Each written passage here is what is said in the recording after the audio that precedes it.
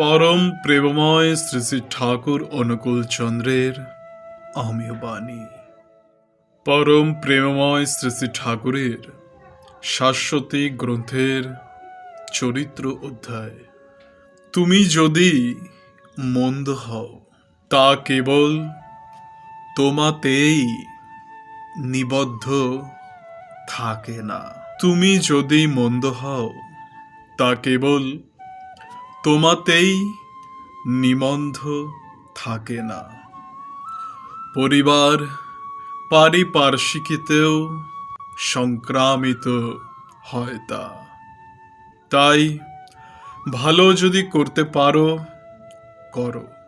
নিজে ভালোতে দাঁড়িয়ে মন্দ হয়ে নিজের সাথে সাথে অন্যেও তা সংক্রামিত করতে যেও না।